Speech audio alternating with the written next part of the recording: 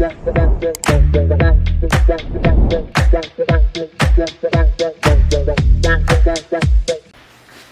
that, if you elect to use the stir stick, you're gonna go ahead and get your stir stick. Let's just say, for the sake of argument, that your hole is 4 inches, right? You measure 7 inches for your stir stick. So you're gonna measure 7 inches. You're gonna go to your miter saw. You're gonna cut it off at 7. Then you're gonna place a hole or mark with a pin at the top, the middle, and the bottom. Place a mark in the middle of the stir stick, and you're gonna pre-drill some holes.